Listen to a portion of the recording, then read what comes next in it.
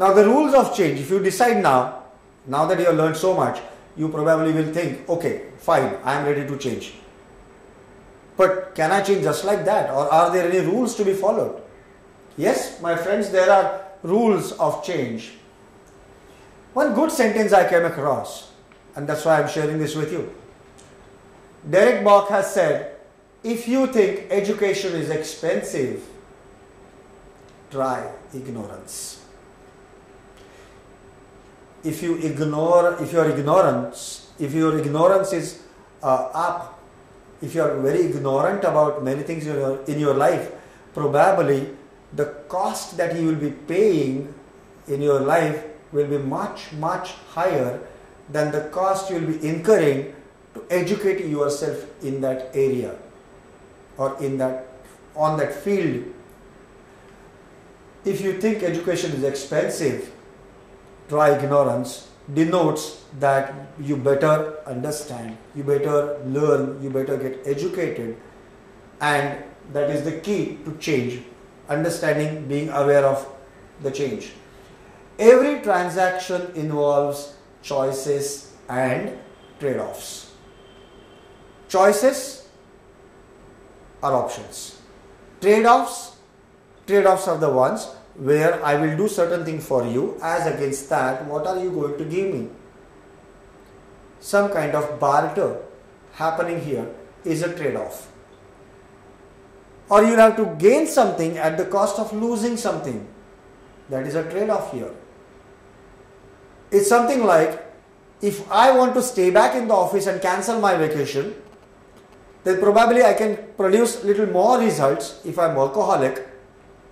But what I'm losing is the quality time with my family members on a vacation.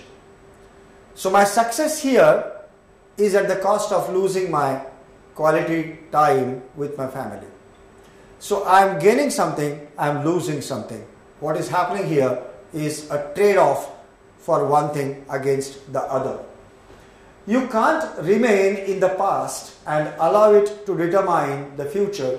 It's the entire replacement of windshield with the rear view mirror. It's the best example.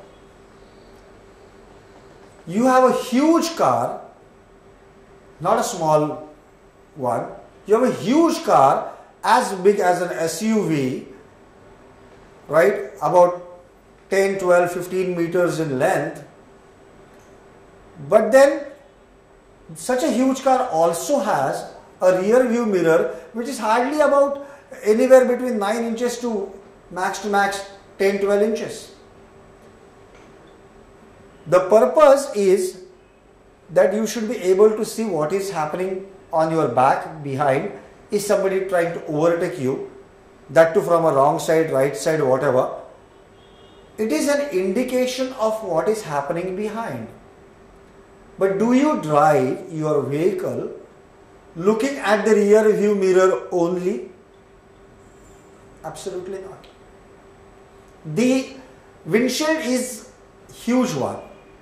Rear mirror is not even 1/10 of it.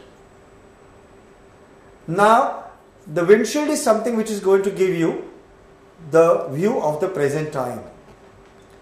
I will compare the windshield view with the present moment view. What you can see in this moment of time, what you can experience in this present moment of time, what are options available to you in the present moment of time, what are the situations in your hand in this present moment of time, is something comparable to the windshield view. And what had happened till yesterday, anywhere before that, and till yesterday, is your rear view. Now, like a vehicle, are you going to drive your life by looking into the rear view mirror, that is into your past only, or are you going to drive through looking through your windshield, that is looking through for the present time? If you are constantly dwelling into the past, it means you are driving your vehicle by looking into the rear view mirror. This is something not right. The principle is very important, not to dwell in the past, but to be in the present. Then only change can happen. If you have some retrospective thoughts about what went wrong, and that is what is the rear view mirrors are for, to understand what is rear view mirrors of life I am talking about, what went wrong in the past. Learn from that, correct that if possible, correct your present so that your future will be proper.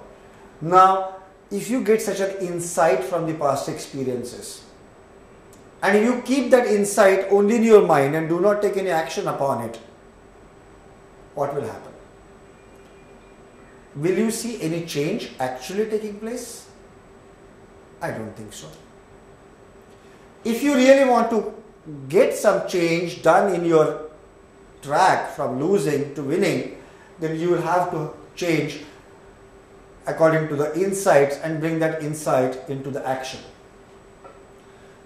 Now, there are different stages that we will be trying to understand about in the process of change. If in this process of change, now that you have understood what is a losing game, what are the things that determine that you are into the losing game track, what are the principles of change required, and what are the rules of change, and what are the stages now that we are going to learn about.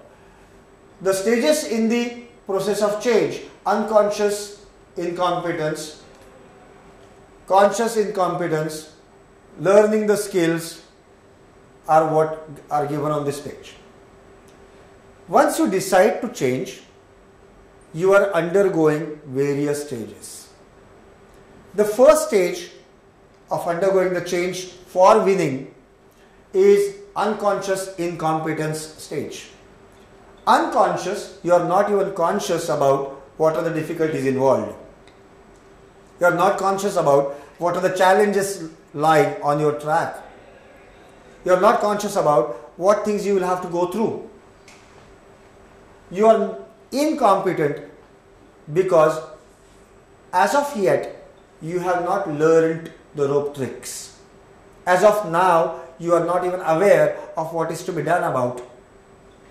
So, I will take an example. People do not drive and think driving is easy. There are many people who do not actually know driving.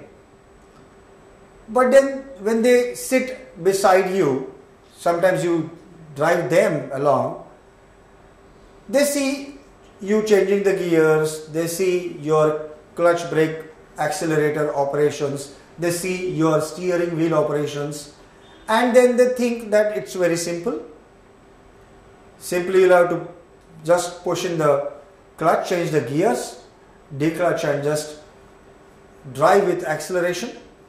Whenever you are not wanting to stop, just brake it, change the gears, bring it from higher to lower, use the steering wheel for turning, and that's it. That is driving. Now they are unconscious about actual driving. They are not aware of the driving knowledge. They are not knowing anything about driving. They are incompetent to drive at this point in time.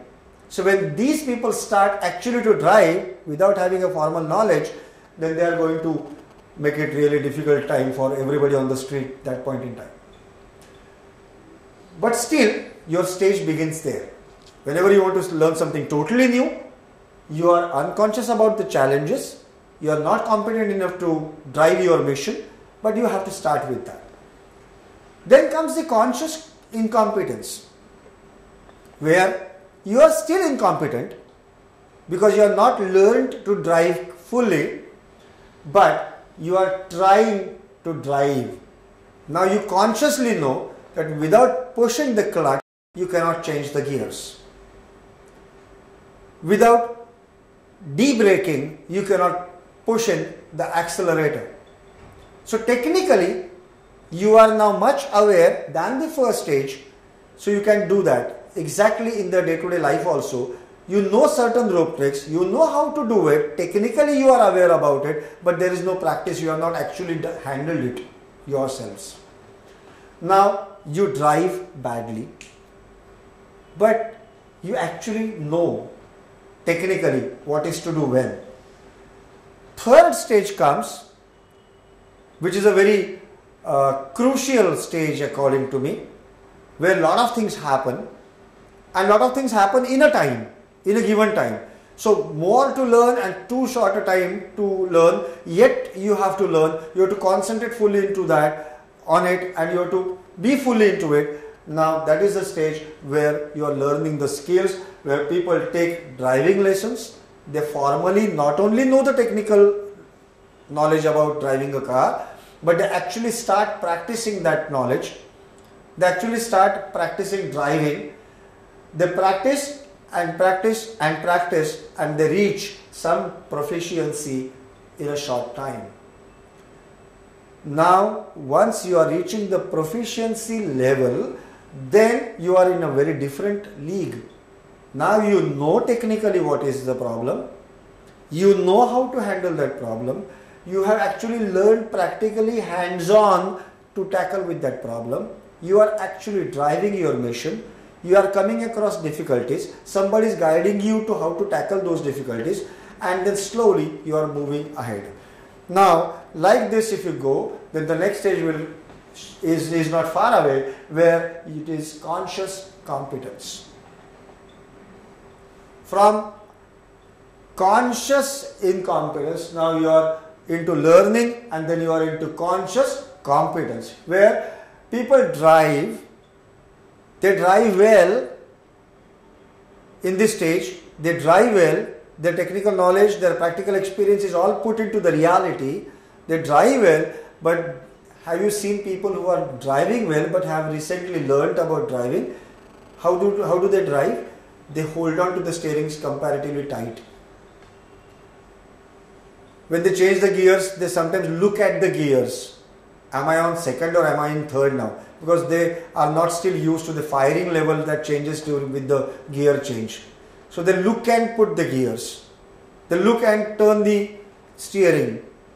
Sometimes their leg is not exactly in the proper places for brakes and accelerators. Sometimes they are not, but they are still aware of how to drive, and they will not hit people most of the times. Unconscious competence is the final stage, where you are so competent that you are even unconscious about the technicalities of driving. Even while chatting, though legally and socially not a right thing to do, but even while speaking on the phone you can drive. Not advisable, of course. We are just discussing the competence, that is why I am taking this example. So you are on the phone, you are chatting with the friend, you are listening to the music, yet you are driving. You don't even sometimes know that you have passed certain stages on the journey. You suddenly realize, oh, I have passed that town already. I never knew. You are in your own thoughts. You are probably into chatting, but you drive so competently and you are so unconscious about technicalities of the driving that the gear changes, the acceleration, the braking, the clutching, declutching, everything happens so automatically that they drive naturally. Just like that, a stage will come when you will be actually making change to such an extent that you will be naturally driving your mission of life. Now there are 3 A's. I will come to these 3 A's as a process of change. Simple 3 A's are awareness. This actually sums up what we have discussed and also opens a Pandora's box for further things to come. Awareness. You have to be basically aware that there is something wrong happening in my life. You have to be aware and ready and acknowledge that I want to change that wrong, I want to correct that wrong. And you have to be aware that whatever wrong I will correct, after that, when I am on the correct path, I will be on the journey of winning. I will be off track the losing game, and I will be on the track of winning the game. Awareness is half the solution to the problems that you are facing. The right diagnosis is half the solution for the disease. Alternative choice, we also discussed this, that you always have choices. Life is all about choices. Life is all about options.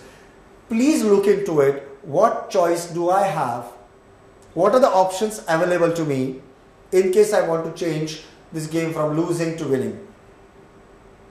Now, these alternative choices are to be actually put into practice. That is why the third A coming here is allowing the action. Now, if I do not allow action, simply theoretically understand what is to be done and don't do anything about it, it is not going to give me any better results. It is not going to get success to me. It is not going to bring winning shield to me. So these are the three A's. One, I have to be aware of all this. Two, aware of all the problems. Two, I have to go into the choices and options available to me. Select the right option and take action as a third step. Now, what are the symptoms of recognizing losing the game? So we are indirectly discussing on how to be aware of losing that game. How to be aware that I am on that losing game. Right in the first slides when we started, we discussed about not having adequate sleep, cancelling the vacations for the sake of work, etc., are the indications that I am on the track of losing the game. Now we are going into the fine tuning of it. While we are trying to understand in a very fine manner, easily understandable manner, if you understand these things well, you can easily understand whether you are on the losing track or on the winning track.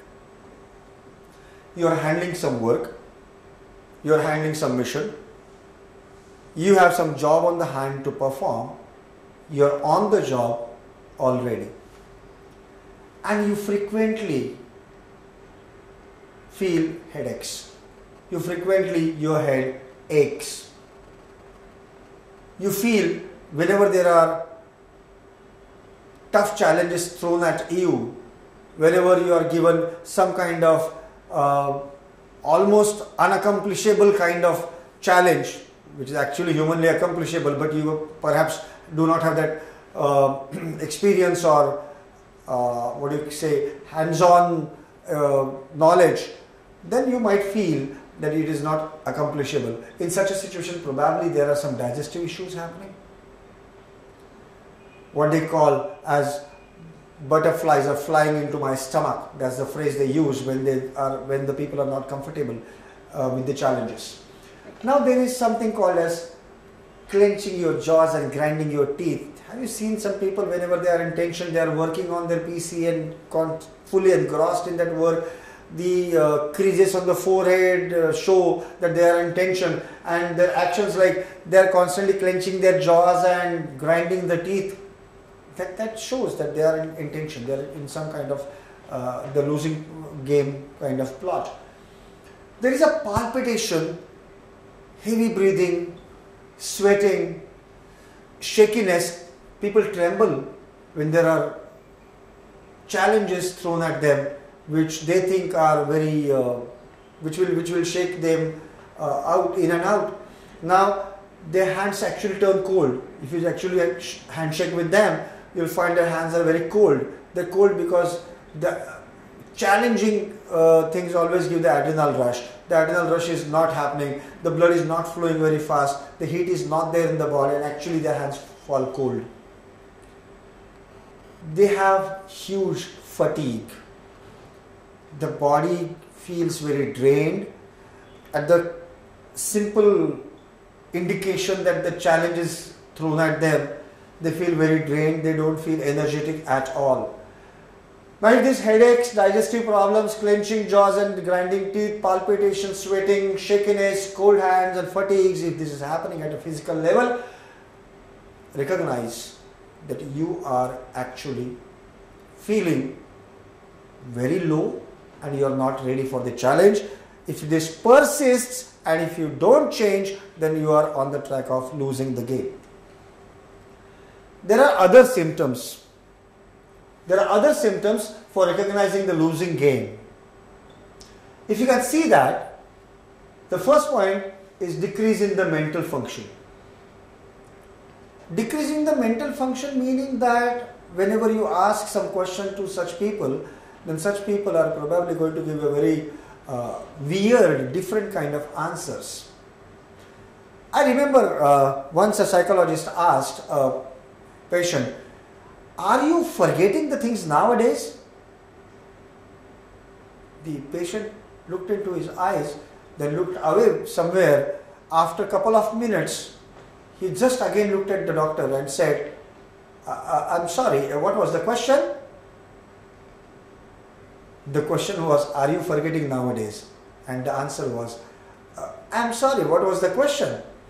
This is the situation where there is a decrease in the mental fitness. The answers are coming very wrong answers. The answers are very weird answers. There are emotional problems.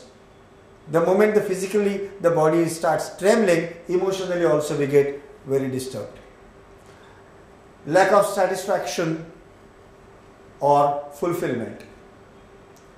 You constantly feel, if I take up this job, if I take up this challenge, then probably I am deliberately given this kind of job by my boss. Probably I am, thrown upon this kind of challenges because these challenges are thrown upon me because boss wants to get some kind of revenge with me. My father deliberately talks to me like this because my father has something to set off with me. My friend is not behaving properly. I find it very challenging situation. It's just because the friend has some kind of vengeance in his mind to square off some past event. We are into different mode of thinking. The satisfaction level is gone down, the fulfillment level is gone down, emotionally we are disturbed, and feeling of insecurity and low self-esteem follow immediately after that. You don't feel self-esteem, you don't feel great value for yourself into your own eyes, and that leads to a very worse situation called feeling not in control. You constantly feel you are not in control of the situation. The situation is running out of hands. This is a situation where you are not able to do anything about it and you are going to lose.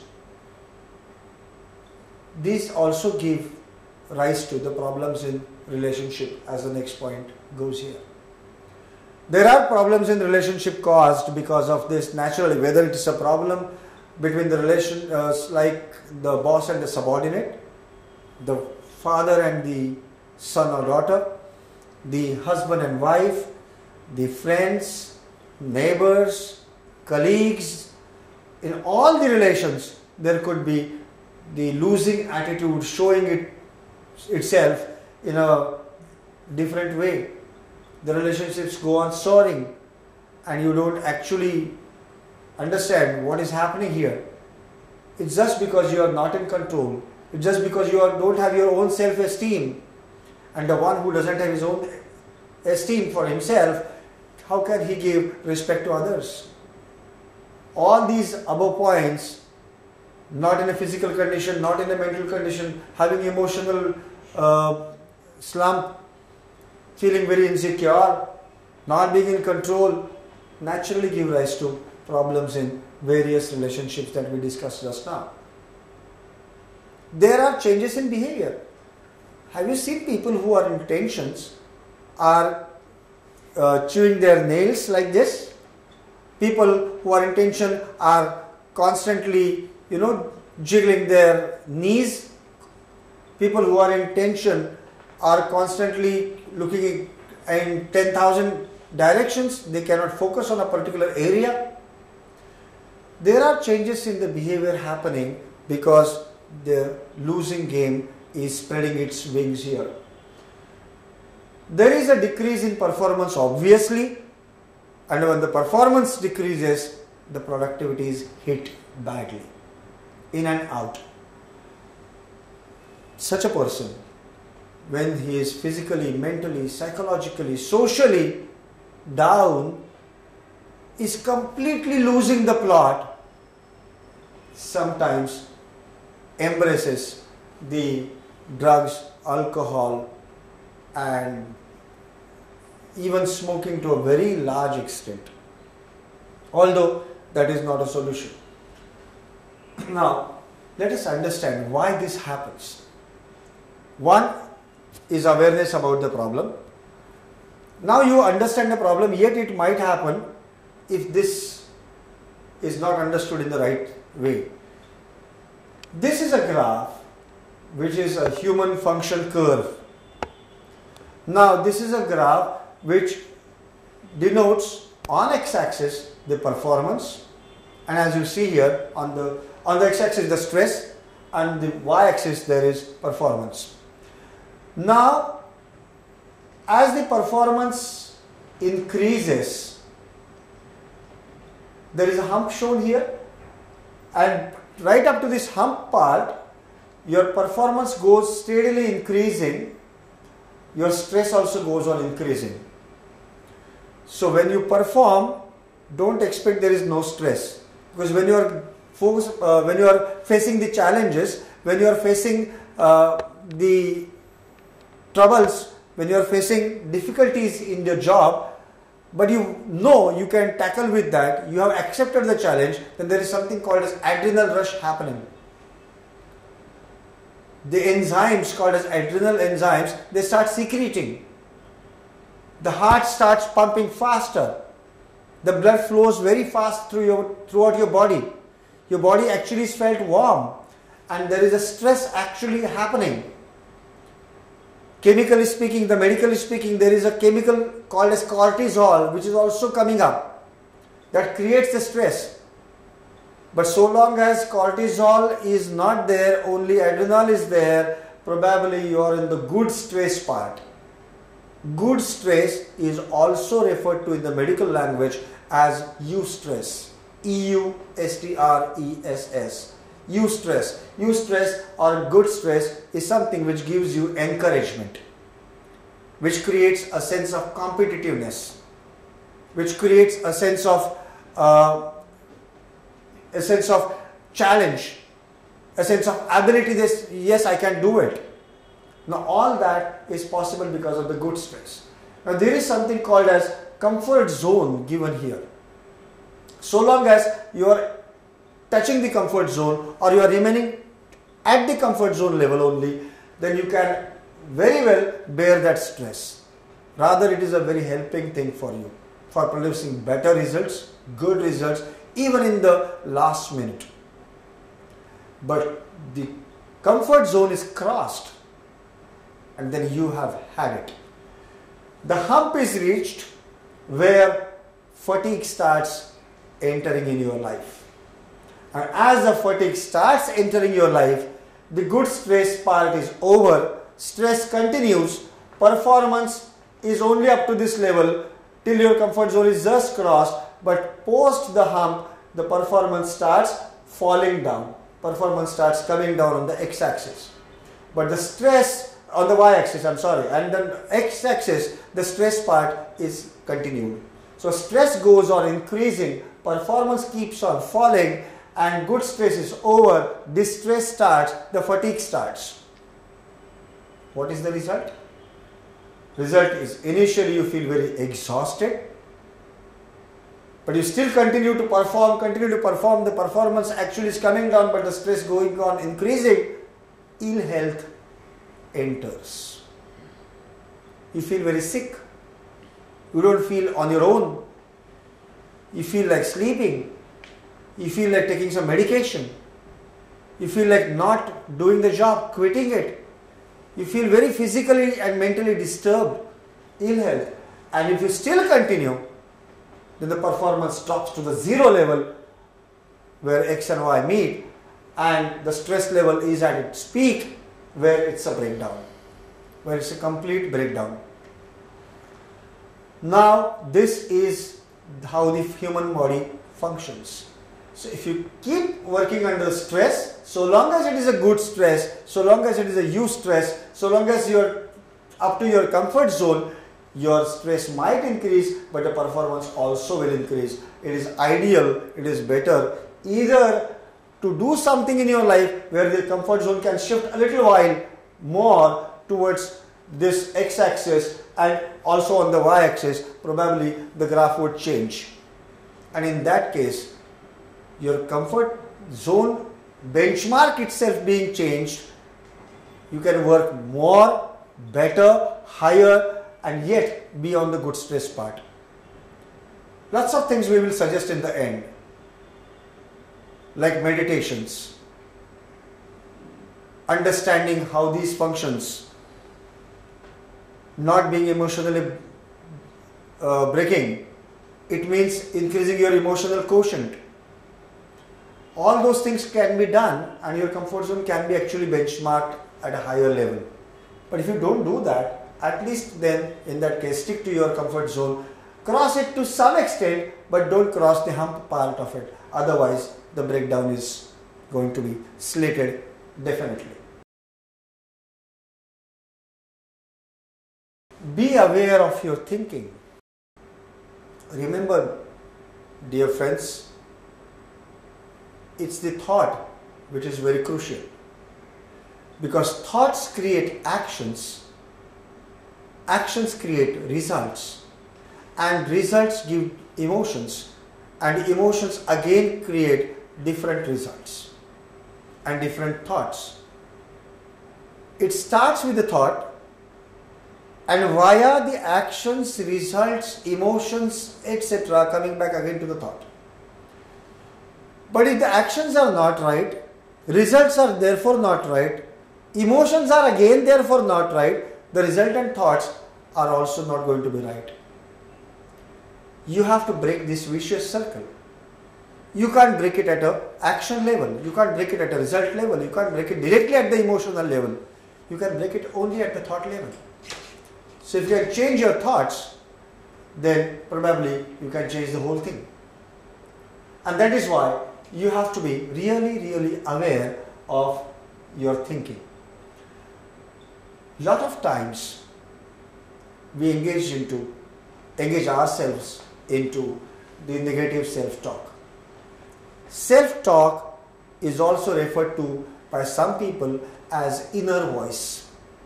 The inner voice, your internal subconscious thinking, if it is constantly negative, then you are going to be on the track of losing the game for sure. If you change your thinking, and if the negative self-talk is totally abandoned, abolished, removed forever from your life, and you are on the positive self-talk, then you are going to be on the track of winning. How does this negative self-talk happen? This negative self-talk happens when you constantly criticize yourself. Poor me, I should have done that, I can't be successful, success is not for me, forget promotions boss, this is something not for me. If you constantly criticize and be judgmental about yourselves, then probably you are not coming on the track of winning. Bossy inner voice. Bossy inner voice is some inner voice which is bossy. You know, we always hear things like you have to listen to your inner voice, you have to understand your subconscious voice, you have to understand what is your inner feeling, inner emotion, inner voice is telling you. The great word here is bossy. Identify that word. If it is bossy, don't do it, because bossy voice is not a true voice. Bossy voice is a negative voice. The real inner voice can never be bossy. The inner voice never uses the words like should, must, have to. Inner voice is always suggestive. Inner voice is always suggestive, like it's better if we do this. It's better if it is done in a particular manner. If this is a thought, then it is an inner voice. But if it is you have to do this, otherwise you will get doomed, then probably it is not inner voice. Warnings also don't come so bossily. Now, destructive emotions. Destructive emotions are sure shot way to keep you on the track of losing the game. Emotional breakdowns, emotions which will not allow you to work creatively but will allow you to work reactively, are not to be maintained. It is better to avoid them. Negative filters or tinted goggles. You always have a tinted goggle. Once you look through the goggles, the whole world gets the same color as of the goggle. If your goggles are green, then the whole world is going to be looked as green, seen as green. If you have the tinted goggles which are emotionally broken, the judgmental ones, the criticizing ones, then naturally your filters or the goggles are going to show the same kind of world around you. Living by comparison. People always live by comparison. That's fine. It's better to live by comparison to some extent, just like that eustress and distress, good stress and bad stress. Here also you can live by comparison. Just because somebody is good, I want to be better like him, that's fine. It's like good stress. You can use the comparison for your own development or better work. But if you are comparing with the ones who are miles ahead of you in terms of success or money or things in life, material life, then you are looking at yourself, looking down upon yourself compared to them. Don't do that. Ruminating, that is brooding on thoughts again and again, brooding on the bad thoughts again and again. Wallowing, that is talking poor about yourself. Over-analyzing, trying to find very subtle meanings, very fine meanings between the words of other people, which are actually not going to be helpful at all. Now, unrealistic expectations are also playing a vital role here. Say for example, I cannot commit mistakes. Everyone should like me. These are tall claims. How can everyone like you? There will be somebody who will not like you. Do you like everybody around you? Probably not. How can you expect others to like you completely? Perfectionism is again another losing the plot characteristic. It results in time loss. In trying to be perfect every time, all the time, then perhaps you are losing the time.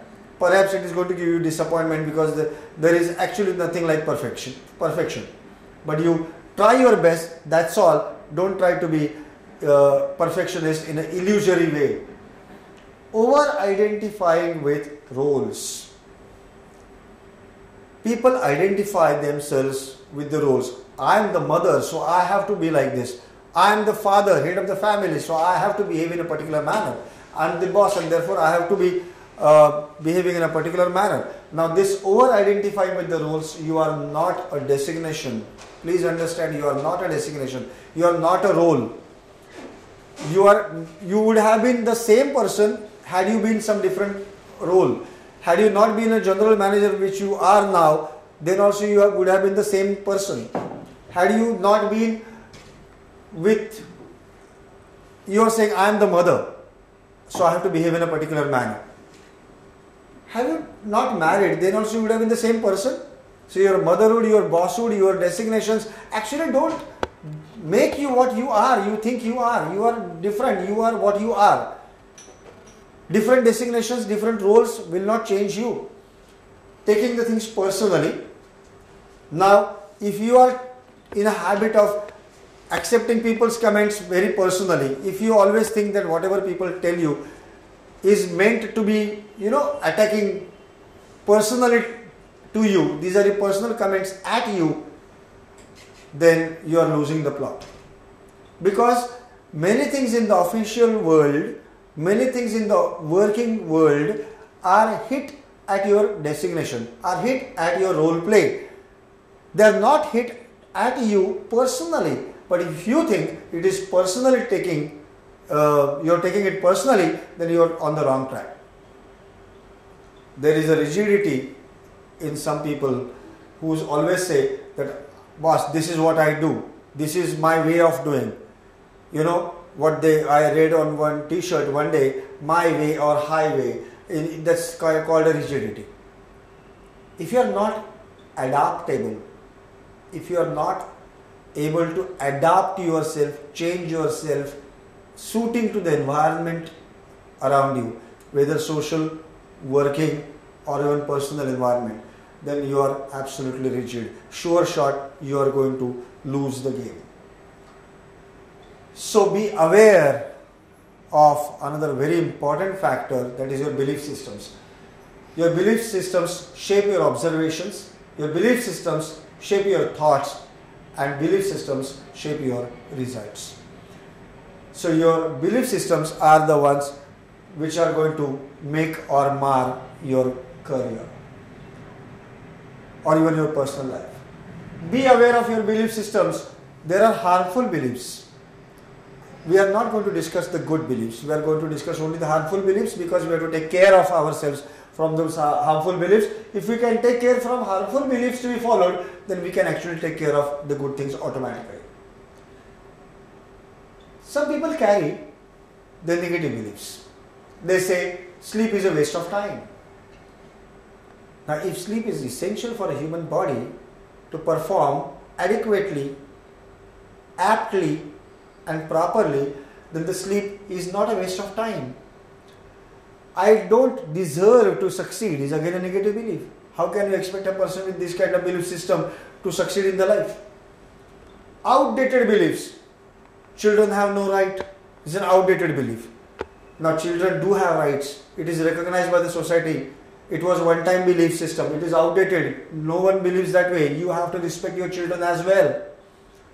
Misleading beliefs. Now, I've heard this kind of statement. People who have cat-like eyes, hazel eyes, are deceptive in nature. Not necessarily.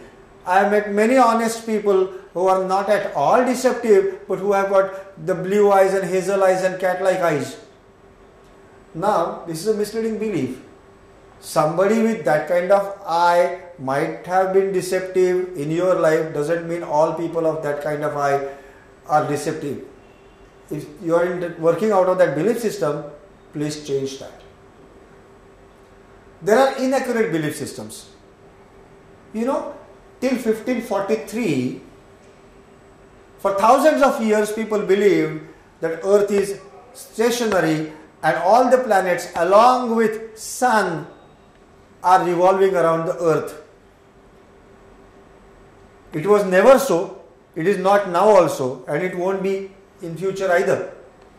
But still people believed for thousands of years, the churches believed for thousands of years the same way. But in 1543, Copernicus discovered and propagated it to the world that no, Earth is not stationary, Sun is stationary, and Earth along with other planets is moving around. Just like this, please find out, are you carrying on some beliefs in your life which are actually inaccurate, even though you have been following them right from your childhood? Are they inaccurate? If you find they are inaccurate today, you can change them right away. Now let's come to the strategy to change this game result from losing to winning. We have seen what is losing game means. We have seen what are the reasons behind that. We have also seen how to recognize those things. We have also seen the physical and emotional aspects of that, how to recognize them. We have also seen the need for changing. We have also seen the rules for changing those from losing to winning. Now, what is the strategy that we need to apply? The strategy shows here: change your strategy, change your thinking, and the third one is use temporary diversion. Now, change your strategy. What does it exactly mean?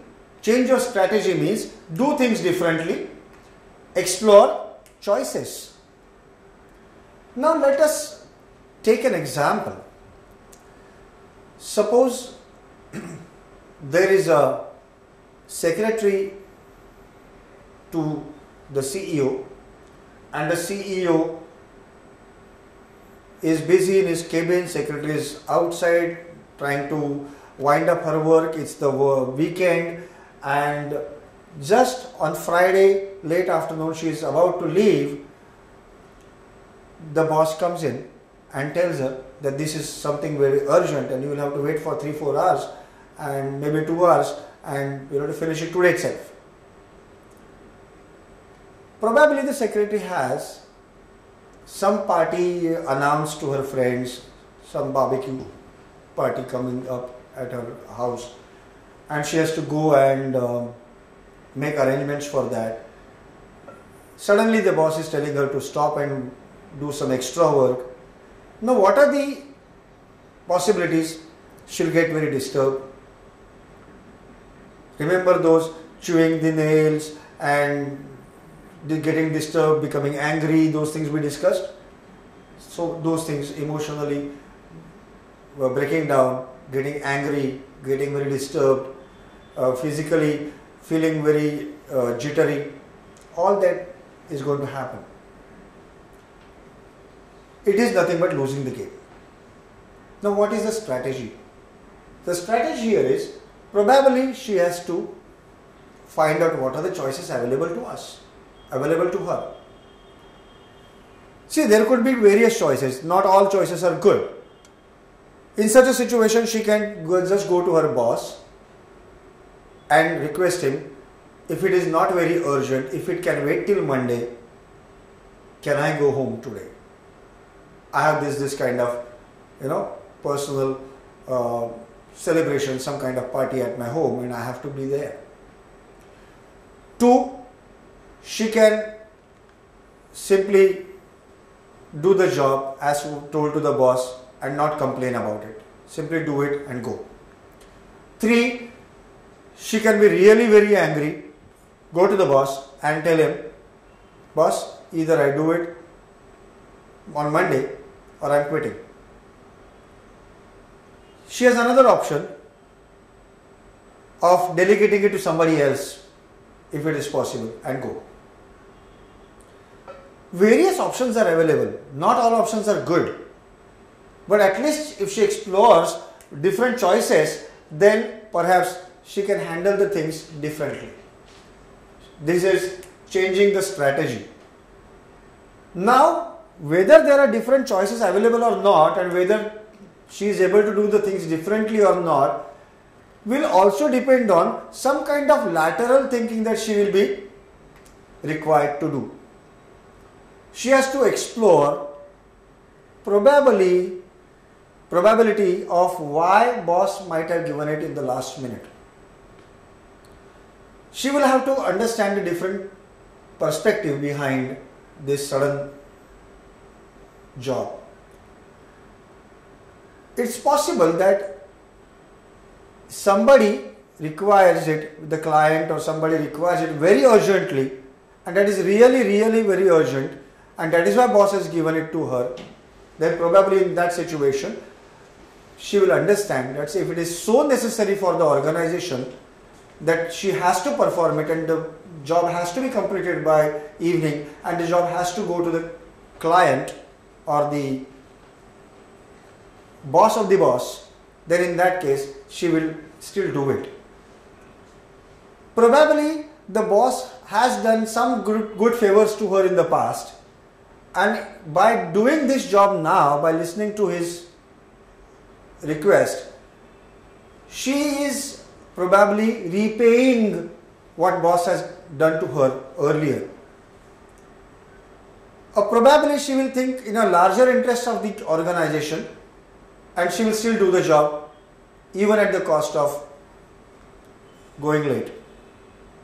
Or probably she thinks that even if I start now, considering the traffic that I will have to face for reaching my home, even if I start 2 hours late from my office, with some time here and there, she will almost reach at the same time, considering that there won't be traffic later on. There could be different thoughts which might make her think that this is really important and I have to do the job. Even for coming to this lateral thinking, she might have to go through the third suggestion here, that is use temporary diversion.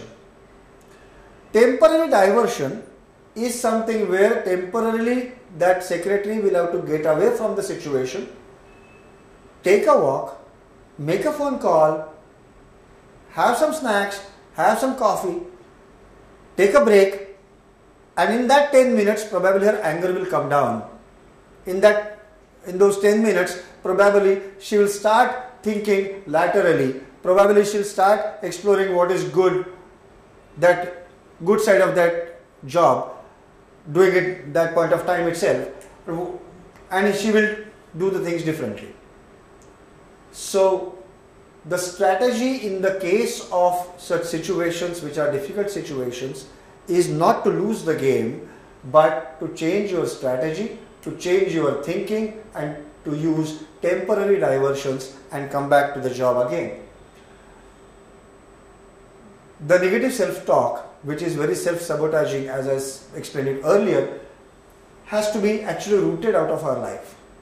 Now, what are the antidotes and the remedies for rooting out this negative self-talk? Learn to stop negative self-talk. In one case, I was taught a different system which is very practical, which is experienced and very practical, which is for stopping the negative self-talk. I'll show it to you practically. See, whenever we have a negative self-talk coming up, a negative thought coming up, you'll have to extend your hand like this and look at the hand and constantly keep looking at the hand and keep projecting your negative thought on that hand, on your palm of your hand, and just think that the negative thought is now pasted on your palm of this hand. Take this hand for hitting it and just say stop. The moment you say stop, what is happening here is actually the negative thought which is pasted here is hit by your second hand, is a physical activity actually, but what is happening psychologically inside? Psychologically, the pattern, continuous pattern of that negative thought, if it remains only here, will be kept on thinking, will keep thinking on that. If you paste it, you are breaking the pattern and you are hitting it, you are actually killing that thought. Try doing it, probably the negative self-talk can be reduced. Now, understand and adopt true positive living. Why did I say true positive living? Is because a lot of literature is available in the market about positive thinking, positive living, positive lifestyle. But you have to actually understand what does the true positive thinking mean. Read from better authors, learn from the experts, and understand what is true positive living and adopt that completely. Learn to meditate. Very crucial. You may not have your morning tea, you may not have your breakfast, but you have to meditate at least for 10 minutes. The ideal situation that we teach is what your age is, those many minutes of meditation is required. So if you are 22 years of age, then your meditation has to be at least for 22 minutes. If you are 30 years of age, then your meditation has to be for 30 minutes at least. If you are 45, then your meditation has to be at least for 45 minutes. So slowly do it for 5 minutes, do it for 10 minutes, increase it to 15, increase it to 20, 25, 30, 40, 45 and reach whatever is your age in terms of minutes. Just do the meditation for those many minutes. If you meditate, your conscious mind, rattling, noise making monkey mind, what you call, stops. Subconscious thoughts come up, proper memories come up, proper thinking comes up, a linear way of proper thinking comes in, and you can get the solutions to many of the problems also. If you notice, it is not easy to look at the bottom of the sea. If you have visited some good places where you stand, waist deep or chest deep in that waters, and you can see the bottom of the sea, quite bluish water. But if it is muddy water, then you can't see the bottom of the sea. So if you want to see the bottom of the sea, the water has to be very clear. If it is muddy, very ruffled water, then you can't see the bottom. If your mind is very muddy, very ruffled, with the clumsy thoughts, then you can't see the bottom of your mind. And unless you are able to see the bottom of your mind, you can't get solutions which are lying there. So to get the treasure of proper solutions and proper lifestyle, your mind has to be very calm. Any which way in the day-to-day life, in the whole of the day, in every day, you are going to come across lots of challenges. Unless you settle your mind properly, you are habituated to settling your mind at least twice in a day, morning when you get up and evening before you retire. If you adopt this habit of meditation, probably you are surely going to win the plot. Adopt the medication to meditation route. Stop medications unless it is very crucial, unless it is very urgent, unless it is very vital for that moment. Stop taking medications as far as possible and resolve your issues bodily, psychologically, every way through the route of mind, and that is possible, practically done. Understand spirituality in its true sense. Spirituality is not related to religion. Spirituality is all about the spirit which we are. So understanding the divinity in other person, understanding the godliness in the other person, valuing the other person as a human being is what is the crux of spirituality. So without going into the details of spirituality, understand only this crux. Treat every person as a normal human being. Don't treat the other person as a villain of your life. And even if he is a villain in your life, understand the role play.